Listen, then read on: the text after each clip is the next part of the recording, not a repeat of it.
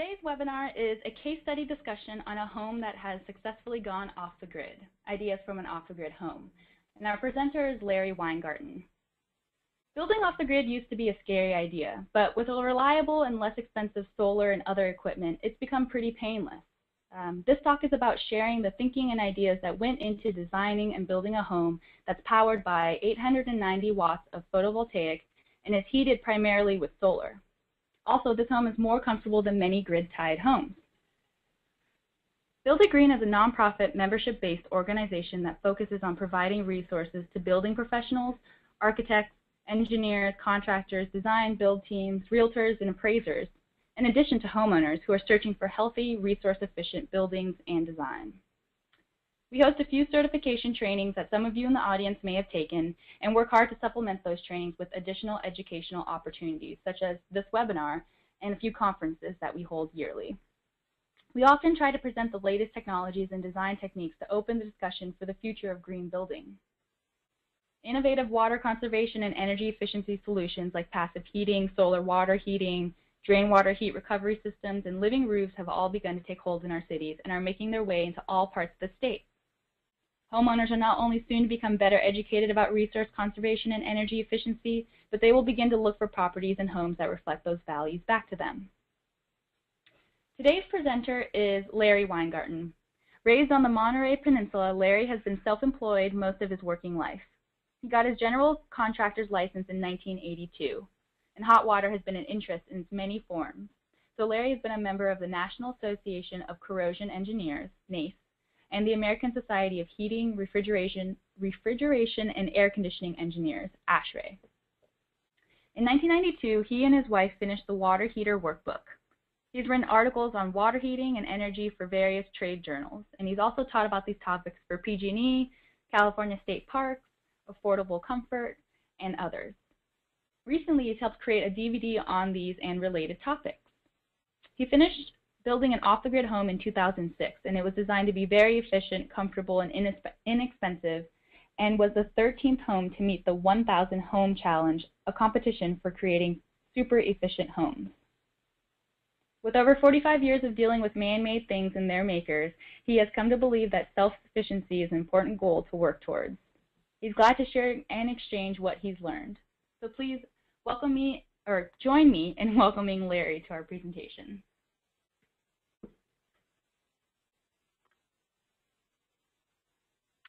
Hello. You're on, Larry. Hi. This is Larry. What you should see up on your screen now says House of Ideas and has a picture of the north side of the house.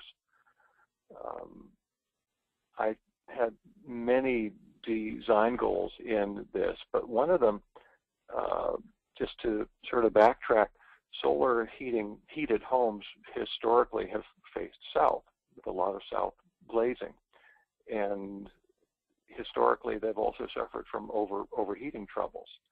So I was trying to design around that by basically making this a north-facing solar house. It has a south-facing roof for collecting energy, but I didn't want really to be living inside of a solar panel. If we can go to the next slide, just basic design goals.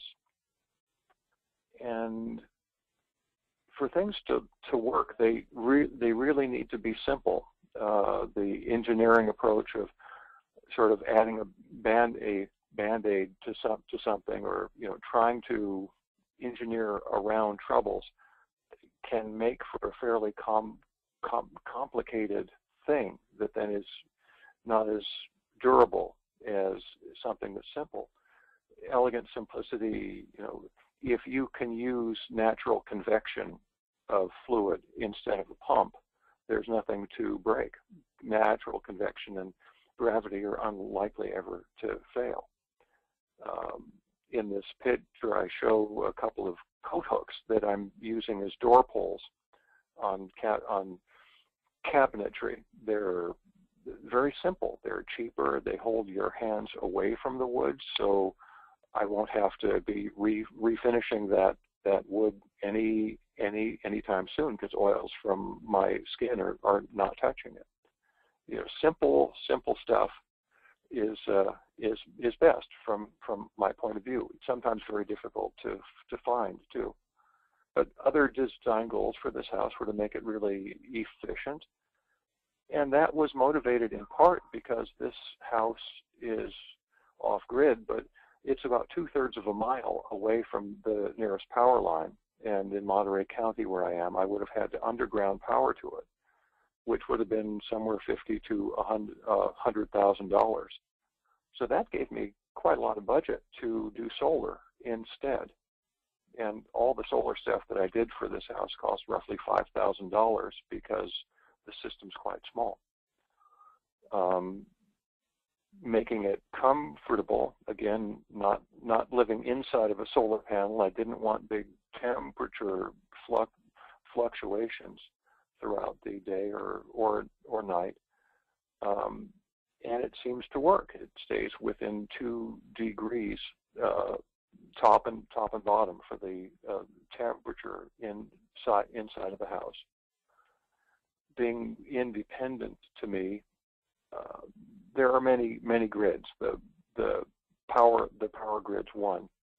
So trying not to be under the thumb of these grids gives you more choices and more responsibility as well. I am, with this house, my own power company. So if the inverter clicks off or the batteries have trouble, it's up to me to figure that out and do what needs doing to get them back online. Another one, low upkeep. This house is essentially 2 living stories over a walk-in basement. It has hardy shake, which is a roofing material on the walls, and it's, you know, basically to put the final coat of UV inhibitor on that require being 3 stories up on a bunch of scaffolding with a ladder on top, and you don't want to have to do that very often. The manufacturer says it has a 50-year warranty for siding, and I'm using this as an example that we did once. I shouldn't have to do it again for the rest of my life. I've used materials outside that should hold up for quite a long time, like copper flashing, in addition to the hardy shake. Trex wood, if you call it that, is used as trim because it should hold up better in the climate here than standard wood does. I found most of it's doing that. Affordables on my list as well. I did physically about half of all the work in building this house, which I'm sure cut down on the dollars spent. But around here, the average cost to build per square foot is in the vicinity of $250. This house was about $100 per foot. So by shopping well, by not splurging on finishes that I don't really need, doing a fair amount of the work myself, I was able to keep costs down. Everyone tells you that now this house is made out of SIPS panels. Structural insulated panel system is what SIPS stands for, and people tell you that costs more than standard stick framing, but actually it saves so much time in the building of it that it really doesn't need to cost anything more, and you wind up with a structure that is dramatically more airtight and better insulated than is easy to get to with stick framing. The other thing about this house that I really wanted, because I used to live next to an airport, was quiet. So I didn't want noise coming in from the outside, and I didn't want a bunch of machines inside making noise. Achieved that relatively well. The noisiest thing around here are still airplanes, but they're, you know, close to 2,000 feet overhead. So I think we're ready for the next slide. All right, we are there, Larry. Great. So as you were told, this house has 890 watts worth of photovoltaic to power it. It's not uncommon that people put 5,000 or 10,000 watts worth of PV on their homes. So I was doing everything I could to cut the demand first, you know, shedding loads to other things. My first blush was to take go with a propane fridge instead of an electric fridge, because I was really trying to keep the photovoltaic system small. It used to be 630 watts. It turned out that the propane fridges are not very efficient at all. So I wound up having to get rid of that and going with 24-volt DC refrigerator and freezer, separate units, and they're both chest style. So they lose very little heat when they're, or very little cool falls out of them when you open them up. Other things I have on this list: DC lighting to keep the inverter off. The main inverter to the house has what's called sleep mode, which is if you get your draws down to 15 watts or less total for the house, the inverter shuts down and just checks every couple of seconds to see if there's a load. So by using lights that are DC, the lights can come on without the inverter having to wake up, because when it's awake, it would draw 55 watts.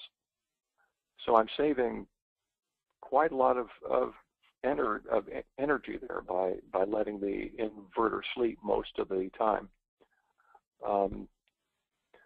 Lighting, I tried to not need to turn lights on, and in this,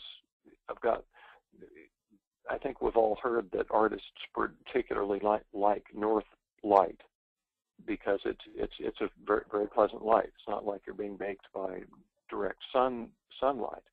So this house I have tried to keep full of north light. I've painted ceilings bright white, the walls relatively light off-white color, and I bring light in various ways to the house, and then even poke holes through walls so that light can flow around in the house. One of the photos you see on this slide is a picture of a little square hole up in the higher part of the wall with light coming in onto the light fixture that's off. That's using Western light to light up recesses in the house. It works fine. Right to the right of that is another hole through a wall, which we put some twin wall polycarbonate glazing in. I'm a little bit of a water heater fanatic, so I have a water heater museum in the house, a collection of heaters dating back to about 1870, and this clear glazing goes between the museum room and my shop. So it, again, what would otherwise be a very dark spot that you'd have to turn lights on for, I don't have to do that, because I'm finding ways to let light flow through the house. Other things that can be done: power strips. Sounds like such a basic idea, but simply plugging things into power strips and keeping them turned off when no energy is being used. It's an easy habit to get into and saves a lot of phantom loads. Switched outlets is another thing that I'm doing. When I started this house, I did a fair amount of research. My local county planning department was not particularly fast in getting me a permit. It took them 8 years. And that gave me plenty of time to do research on niggly little things like how much energy does a GFI outlet draw when there's nothing plugged into it. But it turns out that the kind that you see pictured here in the upper right draw roughly 1 watt. This house needed 16 of them. So that's 16 watts. That's enough to keep the inverter on all the time, and really sort of that would, I'd need to add quite a few $1,000s worth of photovoltaics to make up for that waste. So instead of that, I found that where I needed this kind of outlet, I could just wire it into a switch. So the switch you see in that plate actually shuts power to the outlet off. The other GFI protected outlets in the house are run from GFI circuit breakers, which cost more, but it turns out they only draw 1/4 of a watt of power. So I wound up with 3 of those. So instead of having a 16 watt standby loss, I have 3/4 of 1 watt standby loss with those breakers. I believe we can go on to the next slide. Great, we're there, Larry. Good. Power supply. I've talked about it a little bit, but I felt that it was important to have 2 separate circuits, 110 volt AC or 120 volt AC and 24 volt DC. So the first image that you see right next to the title here shows an outlet with horizontal prongs or plugs. That's the DC power, AC power right next to it. And again, if I'm going to be using plug-in lights or any other thing, I can adapt quite a lot of stuff to run on 24 volts DC. Lighting is fairly simple to do this with. So instead of having small loads running for a long time and waking the inverter up, I can go straight to DC, not suffer any inverter losses at all, and keep on going. Right next to that is my new sine wave inverter. The old one was made by Trace, which lasted about 15 years, and then function started to go away. So here's one that's weighs less than half as much, has the same power output, seems to have less standby loss than the old one. So I guess it was time for a little upgrade. But batteries and inverters are going to fail. If you're lucky and they're very well maintained, you can expect to get roughly 10 years from standard lead acid batteries. What's pictured here in the lower right corner is my current set of batteries. There's 8 of these. These are called L16s. They're about a 350, 360 amp hours each. They weigh about 125 pounds each. And if I am lucky and maintain these well, I'm hoping for 10 years. And at the cost of batteries, that winds up being in the vicinity of $200 or so per year that you're going to wind up spending on these. Headed back, there's a picture of a little tiny inverter and a cat, seeing if the inverter is properly wired. The inverter is a 600 watt pure sine wave, and the idea was I want some outlets in the house that are always on, always powered, like a phone answering machine, that kind of stuff. This is a inverter that draws very few watts, like 8 watts, to be awake. So it made sense to separate those functions with a pure sine wave. I've got clean power for any electronics, and I didn't want the main inverter to wake up and draw much more power. So having a little inverter gives me control over things. The last picture on this page is a bunch of photovoltaics. The original system had 6 of these ones that are closer to 105 watt panels, and we just added 2 more panels because I got rid of the gas fridge and went to the 24 volt fridge and freezer.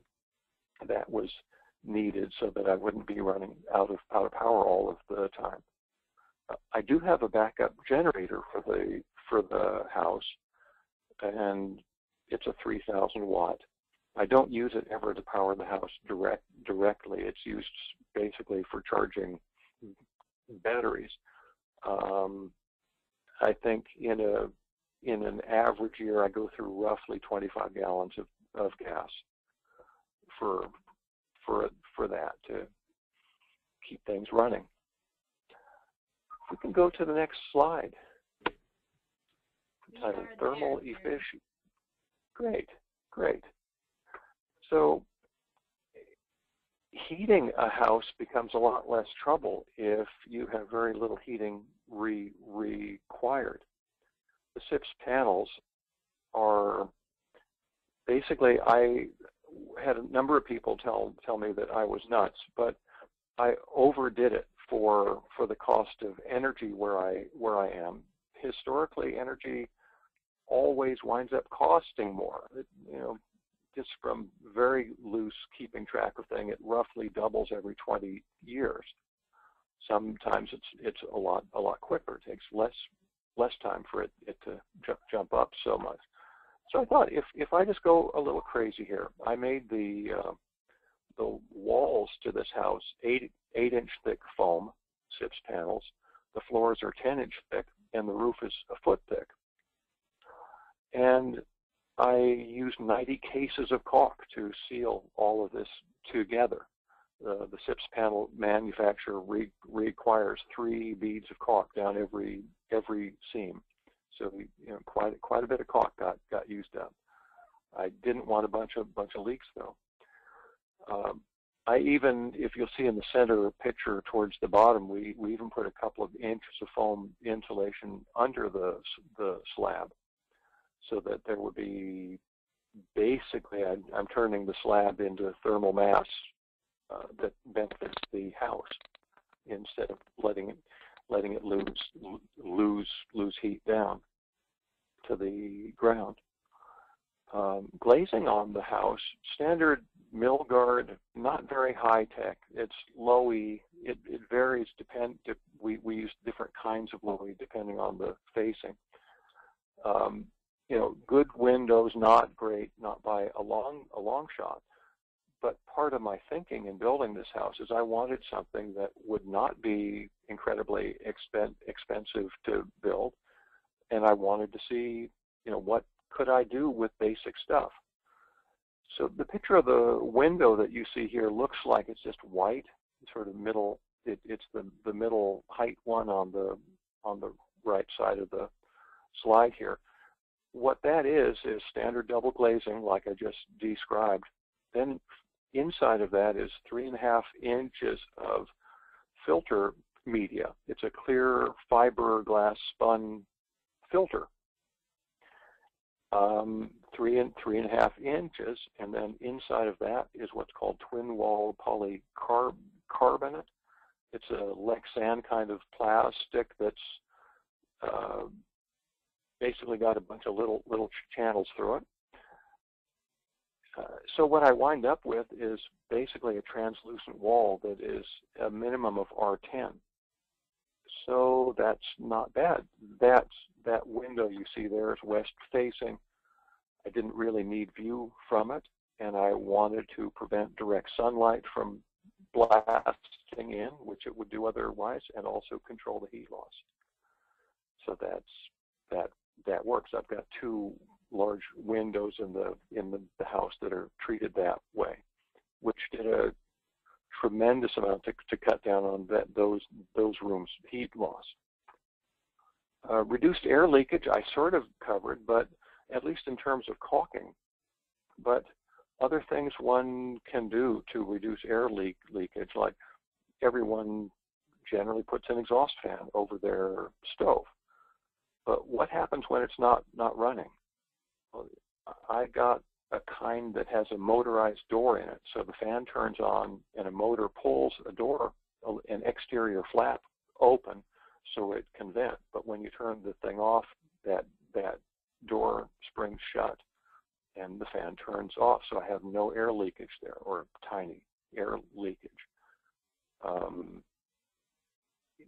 The combustion appliances, well, really the only other one in the house is a direct vent water heater. But by being direct vent, it's not using any electricity. It's pulling combustion air from outside and exhausting to the outside too. So that isn't a leak. It's not affected by pressures or lack of inside of the house. Other things that I've done for ventilation, with a really tight house, there's concern that air quality indoors can go down. ASHRAE 62.2 is sort of the current thinking on you have to have some kind of mechanical ventilation. I built this just before that became law, so I wasn't forced to put a fan in. But the thinking here, this is a very tall house. If you look at the lower right-hand corner photo, you can ignore the tractor with my nephew in the bucket and look at the house. There's windows down low, and there's windows two-story, higher up, and it's a very simple thing just to open windows high and low, and on whichever side of the house, however you want air to be flushed through, if there's any wind, you can use that to your benefit. Sometimes if we're in the middle of summer and I know it's going to be hot, I can do some nighttime cooling. Just open windows high and low at night, close them during the day, and the house can coast through some very hot times without trouble. I think that covers those things. Now, I hope you're thinking of questions for me, because I seem to be talking too fast. If we can go to the next slide. Go ahead, Larry. Durability is a concern, and a couple of the main points. One of the main enemies of modern construction is water. Not just wet water, not just rain, but water vapor, ice. These things all have different ways of messing up homes. Joe Stiebrick at Building Science Corporation, that seems to be his main thing, is understanding what's happening with water. How do you control it? And so in the building of this, we try to control water in ways that are fairly easy to deal with. You can't see the south-facing roof in this photo, but it's covered with solar panels. What I did to control roofing on that, I figured I don't really want to have to rip all the solar panels off every some number of years to put a new roof down. So instead, I used a bituathene, which is a self-adhesive rubber membrane. Put that down on the entire roof first. Covered that with roll roofing, and then painted the roll roofing with aluminized roof coating to lighten it up, keep the heat off of it. And all I need to do is to look at that every few years. If there wind up being cracks or any damage, I just go up there and paint it with more roof coating or snow coat. Any of that would work. And that way the UV never really gets down to the watertight membrane. And as long as it's maintained, this becomes a roof that's inexpensive to keep going and will last as long as you maintain it. So that prevents that kind of water from getting in. I know that it works pretty well because year-round, I've got cats, and year-round I can get sparks off of the cats when you pet them. So it tells me that the humidity level is not too high inside of the house. In building the house, I had run across very few basements that actually worked, that didn't show evidence of leakage. So in this one, I put drainage around the footings, but also put drainage under the slab. so that, and it all drains out to daylight, so that there really is very little chance that there will ever be any water pressure, anything to attempt to work its way into the house where it shouldn't be. So controlling water, that's pretty well covered. Looking at the other things that I've done on this, fire is a concern too. The front part of the house, or the north-facing part of the house, has cement tile shingles on it. The recycled, I found them off of some people wanted to get rid of them, and I said, okay, I'll take them, and you won't have to pay to have them hauled off. They thought that was great, and I got a new, well, a used but free roof. The siding on this house, as I've said, is hardy shake. I installed it layer by layer with 30-pound felt, so this should hold up for quite a long time. There's roughly 30,000 shingles on the house. We painted all of them with a UV stain. But there's no way that kind of roofing is going to catch fire. That siding, I actually did some tests with a torch to see what I could do to it. I couldn't get it to be hurt, even with a 3,600-degree flame.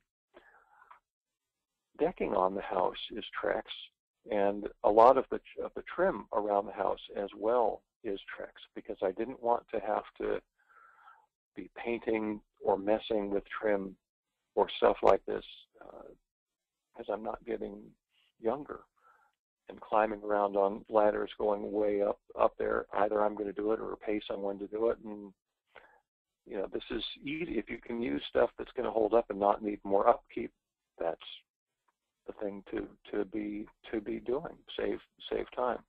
I did find with all the Trex that I put up that one piece failed up on the upper deck. Other stuff right next to it's fine. So it's obvious, and we've heard stories of faux wood manufacturers having troubles. You know, something gets into the batch, to the mix, and doesn't work. Well, so apparently Trex is good. It gets a good B+, but it's not perfect. Another thing about this house that I did that was different, you can see the railings on the house. They're made actually out of 1-inch galvanized pipe, and the vertical pieces are what's called MMFX rebar. It's a high chromium content rebar designed for use in marine environments. It will rust just a little bit, but very slight. The point of going with the metal is that it costs roughly the same as a wooden railing, but it's going to hold up a lot better. We get some pretty intense sun here, and redwood, in my experience, for rails lasts about 15 years, and then it's splinters.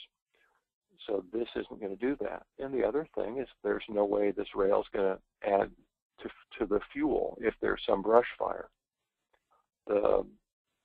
I've done a lot with this house to prevent outside fire from getting in. It also was a requirement when I built it that I sprinkle the inside. So I'm not worried much about interior fire, but outside fire, hoping I've got it covered.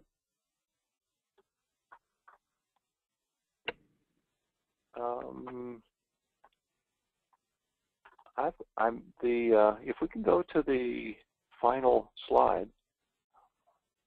We are there. It says questions, but I put a lot of other photos up here just to pique people's interest. The first photo right under questions is a cardboard model of the house.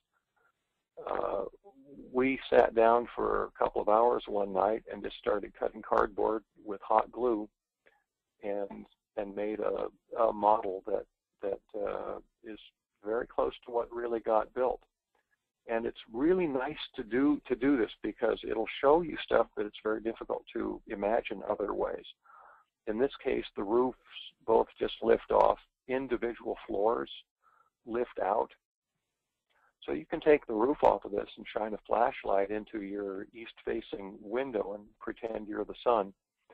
And it doesn't use any electronics at all, but you can model exactly what path the sun is going to take across your structure any time of year, just with a flashlight. It's sort of fun to see what areas of the house might not have been well enough lit, and by building this model, it allowed us to tweak things and just make sure that light flowed well, that we could tell that traffic from people walking around wouldn't have trouble. So it's, you know, architects do this all the time. They build models, and experience to me now says, yeah, this is something that we should do on any complex project. It really helps. The next one right next to it is a bunch of hands in the air. My friends decided to gang up on me, and we had a sheetrock party because they thought I wasn't moving fast enough getting all this 5/8" sheetrock tacked up. So everybody showed up, and really inefficient use of manpower to hold sheetrock up the way that we're doing it. But the sheetrock got put in, so it's not a prayer meeting or anything. We're just installing sheetrock. Next photo over is a drain water heat recovery device. This one was the first style made, called the GFX.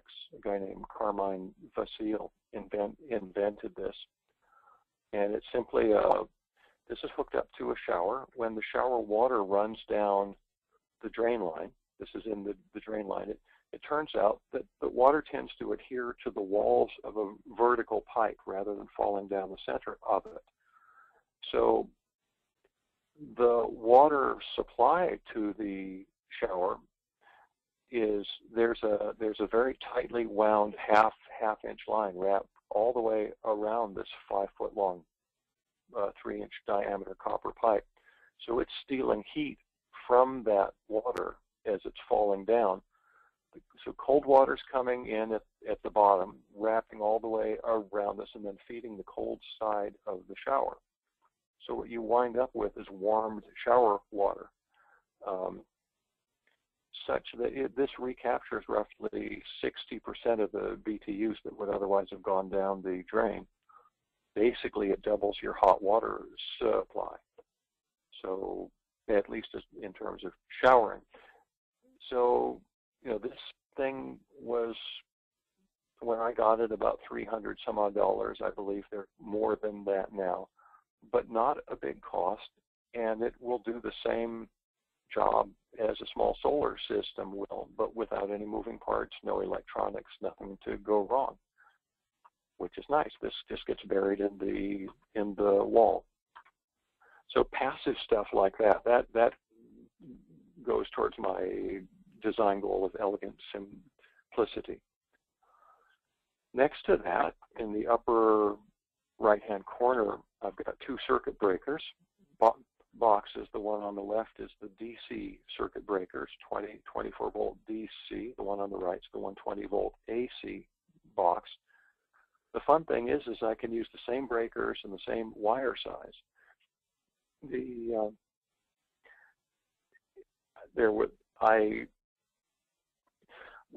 In the electric code, wire is sized based on how hot it can get. It's the ampacity of the wire is the limiting factor. If you increase wire size, you have increased its ampacity. You're also preventing, there's a little bit of heating that can go on if you're getting close to the circuit breaker maximum load. By upsizing wire just a little bit, I can't ever get to that point where I'm losing energy in the form of waste, of heating wires. So I used 15 amp breakers with 12 gauge wire, and that electricians tell me I'm nuts, but this prevents any possibility of overheating or even that 2%, I'd rather not waste that. So that's what you see there. And just, I haven't talked about it much, but the water distribution system is a similar kind of thing in my house, where I built a hot water manifold that sits directly on top of the water heater. I made it out of copper, so it stays full of hot water. And from there, I ran 3 8-inch tubes to every point of use. Some folks say that's not code, but actually there are addendums now in the code to get down to 1/4 inch. So what I did to be able to use the 3/8 was to have the engineer who drew my plans, I just told him this is what I want to do, and I gave him the backup information that I needed so that he would just write that in as a spec and stamp the plans, and then the building department had absolutely no problem with it. But I don't want to waste time fighting or waste energy fighting my building inspector. If I get everything engineered and stamped, I can just point to it. It was fun when I built this house. This was the first SIPS house in Monterey County. The head building department guy came out and looked at it and said, "Where are the studs?" He was really confused by what I was doing. I said, "Well, it doesn't need studs. These are box beam sorts of things, and the engineer's happy with it." He just sort of looked around and got wide-eyed and signed off and left. It's really good to have your ducks lined up before you try something different, so that people can't find ways of shooting you down.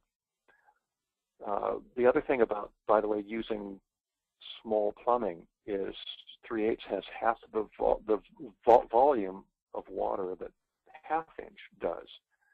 So when you draw water, you will save roughly half of that weight and waste of water and time by keeping the volume of the water in the plumbing as small as you can get it. I have a friend, Gary Klein, who is not enthused about manifold systems, but he thinks that mine is one manifold system that really does work. The other kind of plumbing that's more conventional is demand-controlled recirculation, where you have a central loop. Demand-controlled, you push a button or a motion sensor works to prime that main loop with hot water. From there, you have simply little branch lines that run off of it, short, small diameter lines, so that's all that has to be flushed when you go for hot water. And anything we can do to save water these days is not bad in California. To go down one more, this is a thing that I tried. On the lower left-hand corner, this is the power shed to this house. I moved batteries and noisy things outside of the house, so I wouldn't have to deal with them creating fumes or blowing up or any of these neat things that a gasoline-powered generator might do. I took the exhaust from this generator through a stainless steel line and ran it into a heat exchanger. And then, so when the generator ran, I would turn on a small pump and run water from a large 1,000-gallon solar storage tank to this exhaust and steal the heat from it. If you look closely, you'll see a gray PVC line that exits this heat exchanger and goes outside. That's the exhaust gas. It's going into the heat exchanger hot through stainless. It's cooled down enough when it leaves to simply require a PVC vent, and basically it just drips condensation out. So it's called, I think you would call this micro cogen, and I was just trying that to see if I could get it to work. I used an old military surplus generator, which didn't hold up as well as I would have liked, so I'm not using that system anymore. But still, it could be hooked up and wouldn't be hard. Next to this, another strange idea I'm trying to illuminate here. You'll see a lit up sort of section of wall. That's, again, that twin wall polycarbonate glazing. It turns out if you put light on the end of that twin wall, so light travels across the fins. Each fin picks up a little bit of light, and this will disperse it to the room. So I've got a couple of 17-watt fluorescent tubes there, and they light up the whole area quite well because of this twin wall wanting to disperse light. If you turn the twin wall 90 degrees to the light just goes straight through it. It hardly lights up at all. Which sort of, my point with this is it's really nice to know what materials can do. They may be made to do different things, but if you understand the properties of them, maybe you can use them in a different way.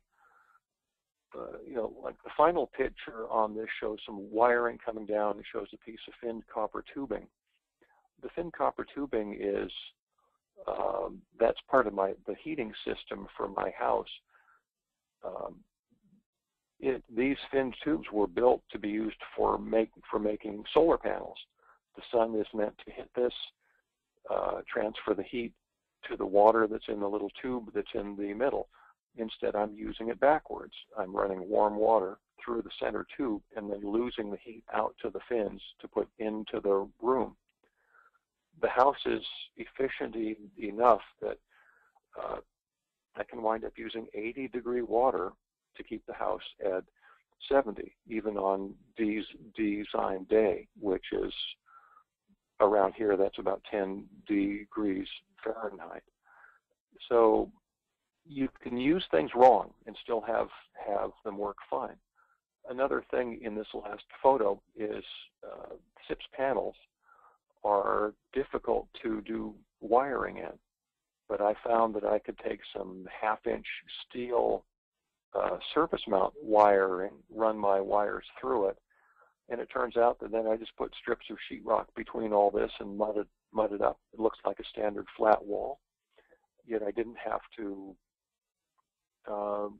go to any great pains to get wiring through it, and I could add it later. Standard thing with SIPS panels, you're supposed to wire it as you're building it, and that can be tricky because people sometimes don't know exactly where everything's going to go in their house. Anyway, I think I'm pretty close to wrapping up here and would be glad to take any questions that anybody's got. Great. Thank you, Larry. We do have a few more minutes here, and we do have a couple questions that have come in. First, okay, good. You were talking about ventilation in your house. You mentioned that you had completed the project before a requirement to have a fan installed. So the question is, yeah. If a person were to buy this house as it stands, would they have to add such a fan that would allow air to recirculate? No, I don't think that there is no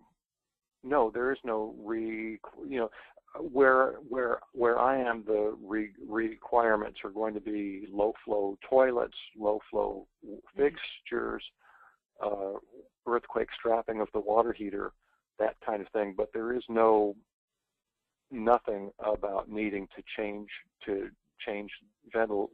ventilation. This basically is grandfathered. Okay, great.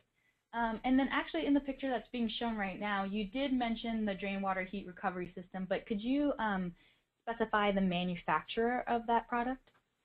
Yes, this one was made by GFX. And there's other ones, Power Pipe. In Canada, they seem to really be on top of this, and that's where most of the manufacturers are. Power Pipe, Eco Drain is another one.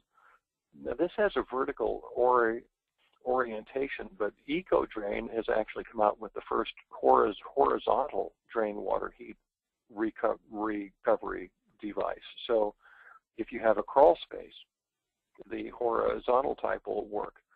The one place where these don't work well is if you're slab on grade and one story. Really, really hard to figure out how to make them work there. Okay. And then Do you have any suggestions for passive water collection or storage and brown water watering for the lawn? You mean gray water watering? I believe so. Probably. They said brown water. Yeah, sure. There's all kinds of ways to move forward on water stuff. Think in terms of rain water. Okay, you've got a roof that you can collect things from. Here at this house, we use roughly 25 gallons per person per day. That's just my back of the envelope calcs. So I haven't needed to do more, to put more systems in to collect water.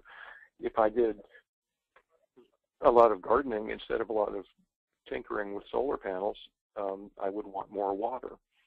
So I could put large storage tanks in that could simply collect water off of downspouts. Gray water is an interesting thing. There's in this area, you're allowed to do laundry to landscape without even a permit. Just if you take the gray water out of the laundry and water trees with it, that's easy. More complex systems or anything that stores gray water does require a permit, but there's all kinds of information. That this isn't really too much of a plug, but I'm involved in a radio show called and we have a website, Neil and Larry, NEALANDLARY.com. We've been doing this close to 2 years at this point and have done a number of shows on water and what you can do. So if you went to Neil and Larry and looked at under past shows, you'll see all kinds of stuff on the various ways that we can reuse, recycle rainwater, gray water. They've even come up with, there's an outfit called Nexus in Australia that's come out with a device that has a heat pump in it, and so it can take gray water and cool it down to 35 degrees and give you all the hot water that you need from that. It also filters the water so that you can now reuse this water indoors for toilet flushing and possibly in some areas for showering. So we've come a very long ways in what we can do with water now. And I think it has something to do with drought. Definitely. The drought is definitely heavy on everyone's mind. Yeah. Well, I'm going to leave the webinar open. I know we have a few more minutes here for any last-minute questions. And while we wait for those questions to come in, just want to let you guys know that following this webinar, there will be a feedback survey that's going to be sent out. We greatly appreciate any notes or suggestions that you have for us. We are here to be a resource for you guys in the audience. Additionally, this webinar is being sponsored by Greenpoint Rated, the leading green home certification system in California, with more than 31 homes certified, including multifamily properties, single-family properties. Greenpoint Rated is a simple, affordable, and flexible rating system used by countless builders and developers. It assures residents that a building is healthier, more comfortable, durable, and resource efficient. The Greenpoint Rated team is comprised of leading green building experts, and they help put together the webinar series and set the agenda for which sustainability topics are most relevant to developers and managers and builders in the audience. If you visit buildagreen.org/greenpointrated, you'll find a series of checklists to see what kind of upgrades are factored into a Greenpoint Rated certification. There are always educational events such as workshops, webinars, and trainings for you to learn more about energy, water, resource conservation, and different upgrades. We have a few upcoming webinars that you might be interested in joining. We have financing options and building your green team, the importance about knowing various financing options, as well as the importance of including a realtor and an appraiser into your team and speaking the same green language. That webinar is happening on July 23rd from 10 to 11 a.m. In addition, we have a few folks from the California Advanced Homes Program who will be detailing some hard-to-achieve net zero energy measures for residential net zero energy building. That webinar will be happening on July 30th from 10 to 11 a.m. Both of these links will help you register for that webinar.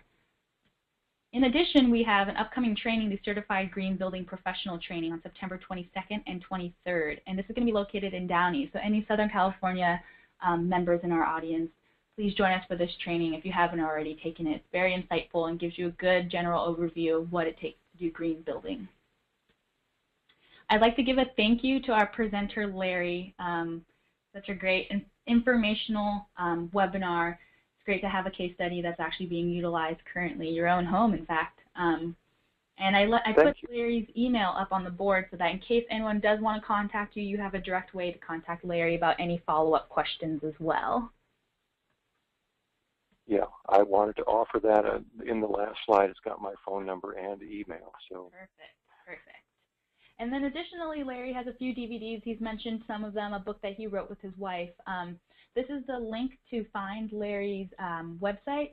In addition, this link specifically will get you the storage so that you can be able to purchase the DVD on his home and the various techniques and aspects that he implemented to go off the grid, as well as the various DVDs on, as he mentioned, he's a hot water expert, and so there's various DVDs on that. I would highly suggest you go and visit his website. He links to a lot of resources that are probably very applicable to you guys in our audience as well.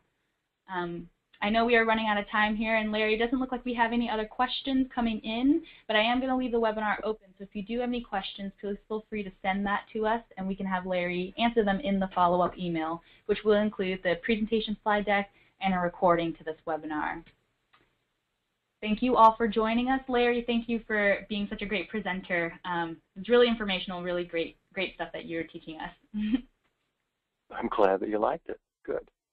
Great. Have a great day, everyone. Thanks.